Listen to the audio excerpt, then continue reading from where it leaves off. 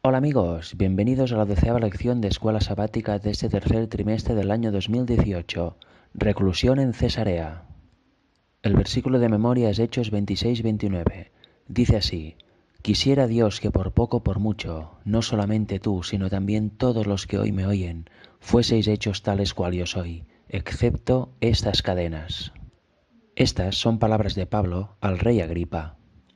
A lo largo de la semana veremos lo que dijo Pablo ante los gobernadores Félix y Festo y ante este mismo, el rey Agripa II, porque Pablo estuvo recluido 2 años en Cesarea, por tanto tuvo tiempo de un montón de audiencias y hablar a distintas personas, incluso a distintos grupos. A lo largo de esta semana veremos lo que dieron de sí estos 2 años de reclusión en los cuales pudo testificar sobre Jesús, sobre el Evangelio, la esperanza en la que creía, y de esta forma llevar el Evangelio también a todos los que le escuchaban. Dejamos a Pablo preso en el pretorio de Herodes, y Félix mandó llamar a los judíos para que le explicasen qué tenían contra de él. Pues 5 días después de eso llegaron Ananías, el sumo sacerdote, junto con ancianos y un orador que se llamaba Tértulo, para explicarle a Félix todo lo que tenían contra él, y así lo hicieron. Eso se narra desde los versículos 1 al 9 del capítulo 24 de Hechos. Le acusan de sedicioso, de ser el cabecilla de la secta de los nazarenos, de profanar el templo, etc. Y a partir del versículo 10 vemos que Pablo entra en escena, entra a hablar. Dice así: habiéndole hecho señal el gobernador a Pablo para que hablase, éste respondió: porque sé que desde hace muchos años eres juez de esta nación, con buen ánimo haré mi defensa. Como tú puedes cerciorarte, no hace más de 12 días que subí a adorar a Jerusalén, y no me hallaron disputando con ninguno, ni amotinando a la multitud, ni en el templo, ni en las sinagogas, ni en la ciudad, ni te pueden probar las cosas de que ahora me acusan. Pero esto te confieso, que según el camino, y aquí se refiere al cristianismo, a los seguidores de Jesús, que ellos llaman herejía, así sirvo al Dios de mis padres, creyendo todas las cosas que en la ley y en los profetas están escritas. Por tanto, aquí vemos a Pablo negando la sedición, el amotinamiento, el ser cabecilla de nada, etc. Y además dices que no te pueden probar nada. Y así era. ¿Cómo iban a probar el sacerdote y los ancianos esto si era una mentira total? Y aquí vemos algo muy interesante también. Mucha gente dice que Pablo habla de que la ley fue clavada en la cruz, de que ya no la debemos guardar, etc. Pero aquí dice que cree en todas las cosas que en la ley y los profetas están escritas. Por tanto, Pablo, como es evidente si se lee sus escrituras de una forma humilde, simple y comparándolo con todo el resto de la Biblia, se ve que era que para nada decía que el Antiguo Testamento, lo que ellos tenían como la Torá, había quedado anulado ni que ya no tenía valor, sino que era la base de su fe, porque obviamente en aquel tiempo solo habían estas escrituras, lo que conocemos como el Antiguo Testamento. Luego el Nuevo Testamento está conformado por los Evangelios, la gran mayoría de cartas de Pablo, el Apocalipsis, cartas de Pedro, cartas de Santiago, etc. Por tanto, es ridículo que en aquel tiempo Pablo dijera que ya muchas cosas de la Torá no tuvieran sentido porque se hubiesen quedado sin escrituras y sin nada en que basarse. Y vemos y explica también magistralmente cómo el Evangelio de Cristo no anula para nada la ley. Y sigue diciendo Pablo a partir del versículo 15, teniendo esperanza en Dios, la cual ellos también abrigan, de que ha de haber resurrección de los muertos, así de justos como de justos. Efectivamente, la primera resurrección es la de los justos y la segunda, después del milenio, es la de los injustos, así lo narra Apocalipsis. Y por esto procuro tener siempre una conciencia sin ofensa ante Dios y ante los hombres. Pero pasados algunos años vine a hacer limosnas en mi nación y presentar ofrendas. Estaba en ello cuando unos judíos de Asia me hallaron purificado en el templo, no con multitud ni con alboroto. Ellos deberían comparecer ante ti y acusarme, si contra mí tienen algo, o digan estos mismos si hallaron en mí alguna cosa mal hecha, cuando comparecí ante el concilio. Aquí vemos algo interesante. Pablo dice que siempre procura tener una conciencia limpia, o sea que él está guardando la ley, intenta no pecar, intenta siempre seguir el camino de Dios. No dice una cosa o cree una cosa y luego hace otra muy distinta. O no predica una cosa pero su carácter está completamente lleno de ira y de egoísmo, como en el caso del sumo sacerdote y los miembros del Sanedrín. Y aquí vemos que también habla de los judíos de Asia, que fueron los que empezaron a alborotar la multitud y los que le acusaron. Dice, oye, que vengan y que lo expliquen. Era todo un montaje, como ya vimos en otros temas, por parte de estos judíos de Asia y luego por el Sanedrín, por tal de matar a Pablo y erradicar a una persona que ellos consideraban hereje por simplemente defender o creer a Cristo como Salvador y publicarlo así ante las gentes. Solo este era el motivo. No les importaba si era verdad o no. Ellos estaban tan endurecidos y tan en contra de que Cristo fuera el Salvador y de todos los que seguían sus enseñanzas, que solo los querían ver muertos. Tenían un espíritu totalmente dominado por Satanás. Y luego dice el versículo 22, después de escuchar a unos y a otro: entonces Félix, oídas estas cosas, estando bien informado de este camino, o sea, del cristianismo, les aplazó diciendo: cuando descendiere el tribuno Lisias, acabaré de conocer de vuestro asunto. Claro, ahora falta que venga el tribuno también para explicar toda la versión de él. Y mandó al centurión que se custodiase a Pablo, pero que se le concediese alguna libertad, y que no impidiese a ninguno de los suyos servirle o venir a él. Por tanto, se retiene a Pablo, no se le da libertad para irse, pero sí que se le permite que tenga visitas y digamos que no está en una prisión tan dura como sería lo habitual. Pero ahora veremos que Félix, que parece justo, no es tan justo, tiene un carácter sobornable y un carácter que no aboga siempre por la rectitud. Porque vemos que Félix, junto con su mujer, van a ver a Pablo para que les explique de esta fe. Lo dice el versículo 24, van a oír sobre la fe de Jesucristo, y el versículo 25 en adelante dice: pero al disertar Pablo acerca de la justicia, del dominio propio y del juicio venidero, Félix se espantó y dijo: ahora vete, pero cuando tenga oportunidad te llamaré. Cuando Pablo le explicó sobre el juicio, sobre la segunda venida de Cristo y sobre todo lo que implica el cristianismo, sobre la justicia por la fe, sobre la necesidad de cambiar y caminar por donde él anduvo, evidentemente él se espantó y dijo: uy, uy, uy, no quiero ir más, vete y ya te llamaré. ¿Y por qué hacía esto? ¿Por qué le iba dando oportunidades de verse? Pues lo dice el versículo 26 y 27.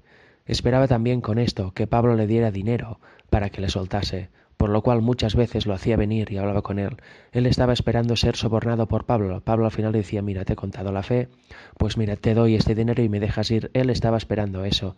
Era una persona que se dejaba sobornar, era una persona que no era limpia ni tenía los correctos estándares en su mente de la justicia para nada. Y al final, como fue sustituido, no lo dejó ir, lo dice el versículo 27. Pero al cabo de 2 años, imaginaos 2 años ahí Pablo, recibió Félix por sucesor a Porcio Festo, y queriendo Félix congraciarse con los judíos, dejó preso a Pablo. Y ya vemos que en el fondo le importaba poco la justicia y lo que pasó. Félix quería dinero, quería ser sobornado de Pablo, y de esta forma lo dejaría libre, sin importar si él había cometido algo o no. Pero como eso evidentemente no sucedió, cuando llegó el momento de ser sustituido como gobernador, para no violentarse con los judíos o para no tener una mala imagen, dijo: pues lo dejo aquí y que se encargue mi sustituto. Vemos que Félix no tenía para nada en su mente una justicia correcta, ni quería hacer justicia y realmente premiar al inocente aquí, sino que lo único que le importaba era sacar algo de dinero, algo muy parecido a lo que sucede hoy en día, porque el poder acaba corrompiendo y el humano no cambia, solamente cambia el decorado. Por tanto, vemos que Pablo no tenía muchas posibilidades de tener un juicio justo ante Félix, porque como era sobornable, tanto unos como otros lo podían sobornar y de esta forma adoptar una u otra decisión. Pablo es algo que evidentemente no haría, él solo quería predicar la verdad y así aprovechó las auditorías con Félix y su mujer, pero él no quería en el fondo saber la verdad, él solo quería dar oportunidades a Pablo para que le diese dinero y de esta forma lo soltase. Realmente es muy triste. Una vez el gobernador Félix fue sustituido por Festo, este legó a su puesto. Leeremos de los versículos 1 al 12 del capítulo 25 de Hechos y comentaremos un poquito lo que sucede ahí. Porque se va a otro nivel ya. Ya Pablo no solo se limita al gobernador y a los judíos, sino que ya hace una petición. La primera vez que lo hace una petición al César, la máxima autoridad de Roma. El capítulo nos narra que Festo subió de Cesarea a Jerusalén 3 días después de todo esto, y, como dice el versículo 2, y los principales sacerdotes y los más influentes de los judíos se presentaron ante él contra Pablo y le rogaron, pidiendo contra él como gracia que le hiciese traer a Jerusalén, preparando ellos una celada para matarle en el camino. Por tanto, aquí vemos, los judíos aún seguían con su idea de que lo trasladen aquí y ya no llegará nunca, porque por el camino le preparamos una emboscada y lo matamos, y de esta forma el problema resuelto. Y vemos que ¿quién va al gobernador? Pues los sacerdotes y influyentes judíos. Se no va cualquier persona, van los más poderosos de la nación y de la religión judía. Pero Festo eso no se lo concede. Les dice, no, venid vosotros a Cesarea y si hay algo de lo que tenéis que acusar, lo acusáis. Y vamos a empezar a leer en el versículo 6. Y deteniéndose entre ellos, no más de 8 o 10 días, venido a Cesarea, al siguiente día se sentó en el tribunal y mandó que fuese traído Pablo. Cuando éste llegó, le rodearon los judíos, que habían venido de Jerusalén, presentando contra él muchas y graves acusaciones, las cuales no podían probar, o sea, estaban diciendo lo mismo que ante Félix, pero evidentemente no podían probar nada porque todo era falso. Alegando Pablo en su defensa, ni contra la ley de los judíos, ni contra el templo, ni contra César he pecado en nada. Por tanto, no había de qué acusarle. No transgredió ninguna ley en la Torá, ni siquiera la ceremonial que los judíos aún guardaban. No profanó el templo, como ya explico en otras ocasiones, y tampoco ha hecho nada contra el imperio romano, por tanto contra el César. Pero aquí Festo intenta que lo trasladen, queriendo congraciarse con los judíos. Aquí vemos otra vez cómo el poder se codea con el otro poder.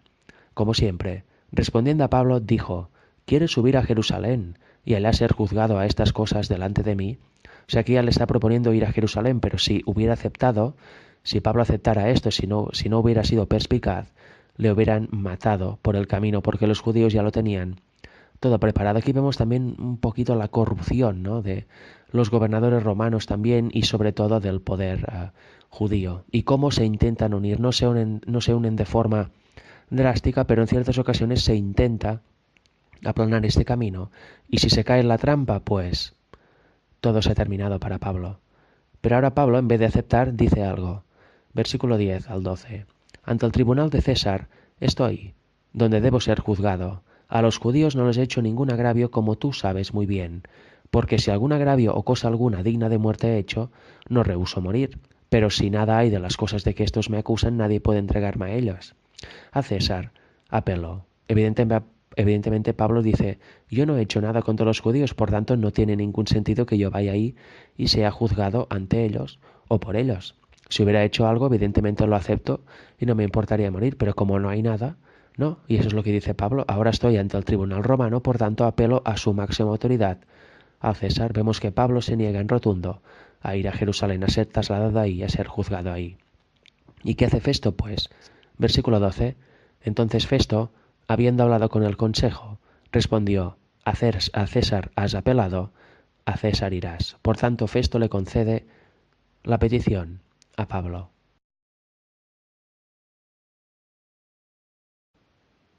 Recordemos que Pablo pidió a Festo de ir al César, de tener audiencia con el César, y éste se lo concedió.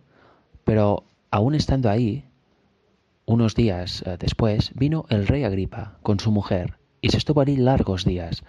Por eso el gobernador Festo le pidió consejo sobre qué hacer con Pablo y sobre qué decir al César respecto a esto. Le cuenta un poquito la historia. Le cuenta que Félix le dejó un preso a él mismo y que los judíos de Jerusalén pedían que fuera condenado. Hizo llamar a los judíos de Jerusalén para que le explicaran sus motivos para la condenación, pero él no vio nada que fuera sospechoso y por eso ahora está pidiendo consejo a Agripa. Dice así el versículo 19 en adelante del capítulo 25 de Hechos.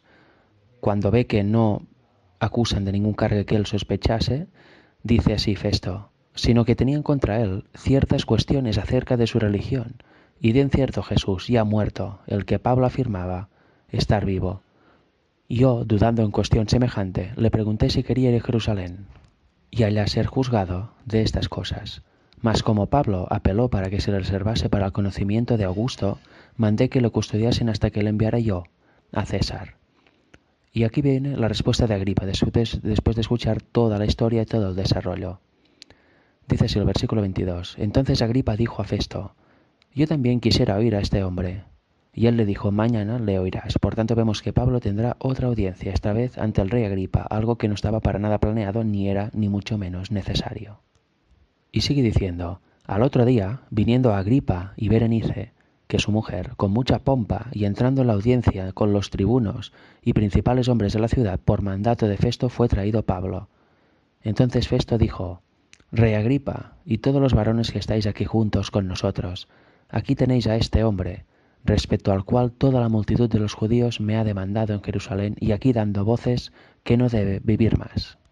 Pero yo, hallando que ninguna cosa digna de muerte ha hecho, y como él mismo apeló a Augusto, he determinado enviarla a él. Por tanto, aquí públicamente dice: mira, aquí te presento al hombre, a Pablo, los cuales los judíos quieren juzgar y quieren condenar y quieren matar incluso, pero yo no he encontrado nada, por tanto se lo enviaré al César. Le cuenta el procedimiento. Y sigue diciendo: como no tengo cosa cierta que escribir a mi señor, le he traído ante vosotros, y mayormente ante ti, oh rey Agripa, para que después de examinarle tenga yo que escribir, porque me parece fuera de razón enviar un preso y no informar de los cargos que haya en su contra. Por tanto vemos que Festo se encuentra en un problema porque él no ve ningún cargo imputable a él, y por eso pide ayuda al rey Agripa para que le ayude a decir qué cargos se le pueden imputar o qué decir al César para cuando llegue, porque enviar un preso porque sí sin ningún cargo no tiene mucho sentido ni mucha lógica. Y a partir del próximo tópico, concretamente en el próximo solamente, veremos todo lo que dice Pablo a Agripa, porque hasta ahora solo hemos visto cómo Festo le explica en privado a Agripa todo lo sucedido y luego en público le presenta al hombre, a Pablo. Pero ahora tenemos que ver qué dice Pablo a Agripa y su reacción, etcétera. De momento hemos visto que ha entrado con mucha pompa, con muchos honores, por algo era el rey Agripa, ¿no? Con su mujer. Pero ahora tenemos que ver, y a ver si los textos lo narran, cuál es el espíritu que hay ante Agripa. De momento, por la pompa, etcétera, se ve que hay mundanalidad y que hay los honores de este mundo, pero tenemos que ver si dentro aún hay un poquito de espiritualidad que pueda hacer que Dios trabaje en él.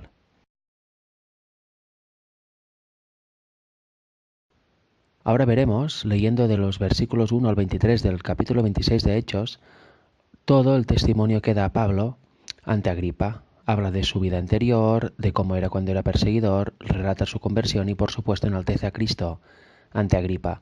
Esto en cierta forma es imagen de lo que va a suceder a algunos integrantes del pueblo de Dios al fin, cuando tengan que acudir ante tribunales, ante reyes, ante poderosos de la tierra dando su testimonio. Eso permitirá, porque están llenos del Espíritu, que algunos de estos se conviertan, otros no, por desgracia, pero algunos sí. O sea que debemos aprender de este ejemplo y de la forma en que Pablo habla, del denuedo con el que Pablo habla, porque no deja ninguna duda ante los oidores y luego cada uno decide, obviamente. Dice así el versículo 2 del capítulo 26 de Hechos: Me tengo por dichoso, oh rey Agripa, de que haya de defenderme hoy delante de ti de todas las cosas de que soy acusado por los judíos, mayormente porque tú conoces todas las costumbres y cuestiones que hay entre los judíos, por lo cual te ruego que me oigas con paciencia. Por tanto vemos que Agripa ya conoce bastante de todo lo que envuelve al mundo judío. Y ahora por eso se lo desarrolla tanto, por eso desarrolla tanto su testimonio desde antes hasta después de su conversión, para que el rey Agripa pueda entender cabalmente todo. Pablo le dice al rey Agripa que vivió rigurosamente como fariseo porque él era de esta secta. Y dice el versículo 6, y ahora por la esperanza de la promesa que hizo Dios a nuestros padres, soy llamado a juicio. Promesa cuyo cumplimiento esperan que ha de alcanzar nuestras 12 tribus, sirviendo constantemente a Dios de día y de noche. Por esta esperanza, oh rey Agripa, soy acusado por los judíos. Él dice claramente: todo de lo que soy acusado por los judíos es de la esperanza que tanto leemos en nuestras escrituras, pero que algunos ya tan endurecidos de corazón no saben reconocer en Jesucristo, pero que yo sí. Y por eso está aquí. Básicamente estoy creyendo la esperanza que creemos todos y por eso soy enjuiciado. Le está queriendo hacer ver a Agripa el tema básico, la base de la acusación de los judíos. Y también le quiere hacer ver total incongruencia de este juicio. Aquellos deberían estar como Pablo, difundiendo las buenas nuevas, pero por desgracia, debido a su dureza de corazón, las tradiciones, la pérdida total de sentido de todo lo que hacían les hizo dejar de ver al Cristo. Y ya no estaban mirando fijamente a Dios, sino que estaban completamente dominados por Satanás y perdidos en sus pecados y en su orgullo. Por eso dice en el versículo 8, ¿qué? ¿Se juzga entre vosotros cosa increíble que Dios resucite a los muertos? Es algo que ha sucedido a lo largo de todas las escrituras que tenían los judíos, todo lo que conocemos como el Antiguo Testamento, y ahora resulta que se atribuye esta obra al diablo. Es realmente increíble, ¿verdad? Nosotros quizá podríamos estar también como Pablo ante esta situación. Luego le cuenta a Agripa brevemente cuando él era perseguidor que dio el voto para el asesinato de muchos de los cristianos y que incluso en las sinagogas él hacía el papel que quieren hacer, que hacen los judíos ahora con él, obligando a blasfemar y pegando a los cristianos. Le cuenta esta parte tan oscura de su vida, pero lo hacía sinceramente, la verdad, hasta que, como veremos después, le cuenta que tuvo una visión, se le apareció Cristo y de esta forma entendió que iba por el mal camino. Lo cuenta así en el versículo 13, cuando a mediodía, oh rey, yendo por el camino, vi una luz del cielo que sobrepasaba el resplandor del sol, la cual me rodeó a mí y a los que iban conmigo. Y habiendo caído todos nosotros en tierra, oí una voz que me hablaba y decía en lengua hebrea, Saulo, Saulo, ¿por qué me persigues? Dura cosa te es dar coces contra el aguijón. Yo entonces dije, ¿quién eres, Señor? Y el Señor dijo, yo soy Jesús, a quien tú persigues. Pero levántate y ponte sobre tus pies, porque para esto he aparecido a ti, para proponerte por ministro y testigo de las cosas que has visto, y de aquellas en que me apareceré a ti, liberándote de tu pueblo y de los gentiles, a quien ahora te envío, para que abra sus ojos, para que se conviertan de las tinieblas a la luz y de la potestad de Satanás a Dios, para que reciban por la fe que es en mí perdón de pecados y herencia entre los santificados. Aquí vemos que le cuenta Agripa el testimonio directo de su conversión, como el mismo Jesús se le apareció y le dijo todo esto. Le explicó resumidamente la misión que Dios tenía para él, y de hecho es lo que ha estado haciendo durante todo este tiempo y lo que está haciendo ahora, lo que ha hecho ahora ante Félix, ante Festo, ante él mismo. Cuando uno recibe una visión o un mensaje de Dios se puede aceptar o rechazar, por eso tenemos libre albedrío. Pablo lo aceptó y así se lo explica Agripa, versículo 19 en adelante. Por lo cual, oh rey Agripa, no fui rebelde a la visión celestial, sino que anuncié primeramente a los que están en Damasco y Jerusalén, y por toda la tierra de Judea, y a los gentiles, que se arrepintiesen y se convirtiesen a Dios, haciendo obras dignas de arrepentimiento. Por causa de esto, los judíos, prendiéndome en el templo, intentaron matarme. Pero habiendo obtenido auxilio de Dios, persevero hasta el día de hoy, dando testimonio a pequeños y a grandes, no diciendo nada fuera de las cosas que los profetas y Moisés dijeron que habían de suceder, que el Cristo había de padecer y ser el primero de la resurrección de los muertos, para anunciar luz al pueblo y a los gentiles.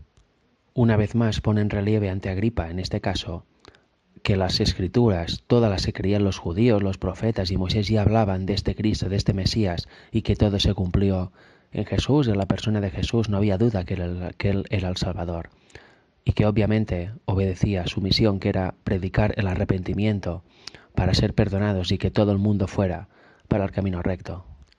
Lo está explicando bien claro, y ahora tenemos que ver si Agripa le cree o no, a ver si nos dicen algo las escrituras. En el próximo tópico veremos cómo Pablo insta a Agripa que le crea, y veremos si Agripa lo hace o no. Siguiendo con la auditoría que tiene Pablo ante Agripa, y en donde está presente Festo también, vamos a leer a partir del versículo 24 hasta el 32 y comentando un poco lo que va sucediendo ahí. Dice así, aquí interviene Festo después de todo lo que hemos visto que Pablo ha dicho, lo hemos visto en el tópico anterior. Diciendo él estas cosas en su defensa, Festo a gran voz dijo, ¿estás loco, Pablo? Las muchas letras te vuelven loco. Mas él dijo, no estoy loco, excelentísimo Festo, sino que hablo palabras de verdad y de cordura, pues el rey sabe estas cosas delante de quien también hablo con toda confianza. ¿Por qué no pienso que ignora nada de esto, pues no se ha hecho esto en algún rincón? ¿Crees, oh rey Agripa, en los profetas? Yo sé que crees. Aquí vemos que interviene Festo y de una forma un poco alterada, gritando, estás loco. Pero Pablo contesta con total tranquilidad. No se altera, no muestra un carácter malo, sino que habla tranquilamente y con denuedo, porque sabe que está en la verdad y que Dios está con él. Y sabe también que Agripa conoce que todo esto que dice es la pura verdad. y le hace una pregunta directa. ¿Crees en los profetas? Sé que en tu interior crees, sé que lo sabes. Pero Agripa, por desgracia, ¿qué dice? Versículo 28. Entonces Agripa dijo a Pablo, por poco me persuades a ser cristiano. O sea, Agripa está muy convencido, pero evidentemente no va a mostrar su convencimiento en público, ni quizá va a acabar de convencerse totalmente debido a lo que lleva arrastrando seguramente a lo largo de toda su vida y de su posición. Y dice el versículo 29, y Pablo dijo, quisiera Dios que por poco o por mucho, no solamente tú, sino también todos los que hoy me oyen, fueseis hechos tales, cual yo soy, excepto estas cadenas. Cuando había dicho estas cosas, se levantó el rey y el gobernador, y Berenice, y los que se habían sentado con ellos, y cuando se retiraron aparte, hablaban entre sí diciendo, ninguna cosa digna, ni de muerte ni de prisión ha hecho este hombre. Y Agripa dijo a Festo, ¿podía este hombre ser puesto en libertad si no hubiera apelado a César? Por tanto vemos que hace su fruto lo que dice Pablo, y Agripa realmente casi se convence, no del todo, pero ve que hay luz y ve que hay verdad en todo esto, y como además ya estaba enterado de todas estas cosas de la religión judía, pues evidentemente ya tenía una base. Y evidentemente cuando se levanta ahí en privado dices que no hay nada contra este hombre. Si no hubiera apelado al César como él mismo ha apelado al César, tiene que ser llevado al César para que él dicte sentencia y lo escuche, pero si no, él mismo le recomienda a Festo que lo dejara en libertad. O sea, imaginaos, no ha ido tan mal. Parece que Agripa realmente en su interior está conociendo y está viendo que eso es verdad, aunque no se ha acabado de convencer del todo. Para terminar la semana, vamos a leer una parte del capítulo 40 del libro de Hechos de los Apóstoles escrito por Elena White. Se titula Pablo apela a César y vamos a leer los últimos 3 párrafos de este capítulo, porque tienen también aplicación y explicación para lo que se va a encontrar el pueblo de Dios en un tiempo no muy lejano. Dice así la página 344, párrafo 1. Así fue como una vez más, a causa del odio nacido del fanatismo y de la justicia propia, un siervo de Dios fue inducido a buscar protección entre los paganos. Esto es justo después de que Pablo apelara a César y le fuera concedido. Fue este mismo odio el que indujo a Elías a huir y pedir socorro a la viuda de Sarepta, y el que obligó a los heraldos del Evangelio a apartarse de los judíos para proclamar su mensaje a los gentiles. Y el pueblo de Dios que vive en este siglo tiene todavía que afrontar este odio. Entre muchos de los profesos seguidores de Cristo existe el mismo orgullo, formalismo y egoísmo, el mismo espíritu opresor que reinaba en tan grande medida en el corazón de los judíos. En lo futuro, hombres que se digan representantes de Cristo seguirán una conducta similar a la de los sacerdotes y príncipes en su manera de tratar a Cristo y a los apóstoles. En la gran crisis por la cual tendrán que pasar pronto, los fieles siervos de Dios encontrarán la misma dureza de corazón, la misma cruel determinación y el mismo odio implacable. Ciertamente, hoy en día ya estamos viendo actitudes que denotan y derrochan orgullo, dureza de corazón, etc. No se ha llegado al extremo al que llegó Pablo de que lo estaban apaleando, pero en su momento se llegará eso. Eso me recuerda esa dureza de corazón, este orgullo, esta pared en las personas. Hace poco salió un vídeo de un simposio de la Iglesia Adventista donde había unos cuantos pastores, unos cuantos teólogos, unos cuantos eruditos, y les hicieron una pregunta, a ver cómo consideraban a David Gates, Oliver Coronado, Esteban Borr. Les preguntaron si eran disidentes, también a Walter White. Si veis este vídeo, yo personalmente no había visto aún una dureza de corazón tan extrema. Veías, oías y veías aquellos pastores que estaban contestando a la pregunta y se veía tan poco amor, una dureza de corazón, un formalismo estricto en lo que es la denominación, una adoración prácticamente al manual de iglesia que es hecho por hombres, que era increíble. O sea, yo cuando vi aquello pensé, ¿qué luz va a dar Dios a estas personas? ¿Y qué posibilidad hay de que hablen con alguien y este alguien les pueda enseñar algo? O sea, se ve una dureza de corazón, una determinación a decir, no, estos si no siguen estrictamente las leyes de la iglesia, incluso lo más básico, pues obviamente son disidentes y no entraron ni siquiera en valorar lo que dicen estos pastores, lo que transmiten en sus mensajes en los eventos de batallas de fe. Ni siquiera se entró en valorar esto, simplemente no están siguiendo el manual de iglesia muchas veces, pues son disidentes y nada más. Eso es dureza de corazón, eso es no querer saber nada, eso es no querer entender. Y eso es tener una mente y un corazón frío como el Polo Norte prácticamente. Es increíble. Yo ahí vi unas paredes y una ausencia total del Espíritu de Cristo que me quedé realmente alucinado. Y creo que mucha gente que ha visto este vídeo ha tenido la misma sensación, porque no sé por qué se ha vuelto muy viral estos últimos días. Es realmente impresionante. Incluso a mí me dio una sensación de mal rollo, ¿no? De mala vibración al ver aquello. No se veía para nada el Espíritu de Cristo por ahí, ni muchísimo menos, por desgracia para ellos. Por tanto, ya estamos viendo cosas así, como las que le pasaron a Pablo. Lo único que aún no hay esta violencia, ni se ha llegado al nivel de crueldad, pero sí que se ha llegado muy a fondo en el nivel de dureza de corazón y de orgullo. Sigue diciendo la cita, página 344.2.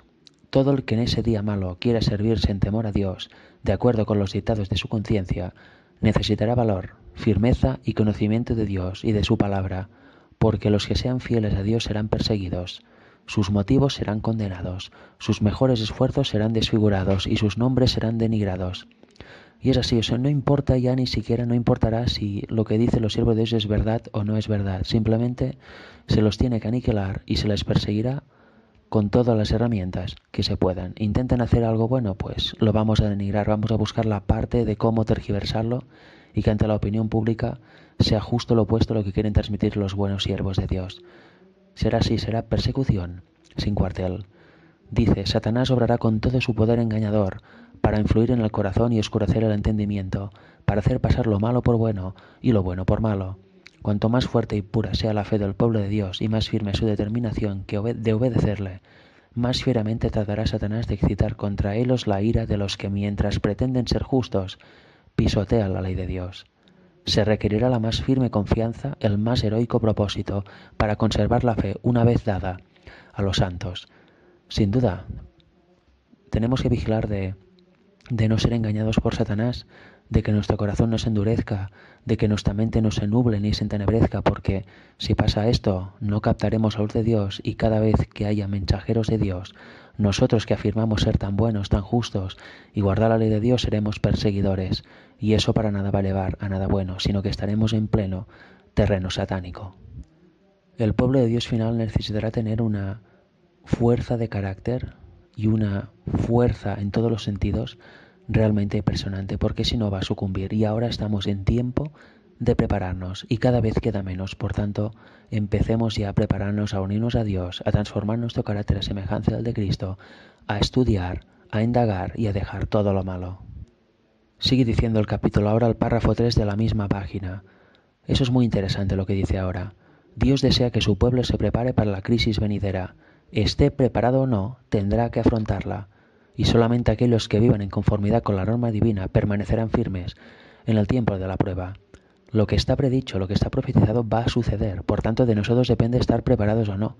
Independientemente de si lo estamos o no, va a venir la persecución. Y en su momento los que estén preparados, el pueblo formado va a salir adelante y los que se han quedado a medias van a sucumbir y van a pasar a estar al lado de los impíos. Eso es muy importante. Lo que está profetizado va a suceder, con nosotros o sin nosotros.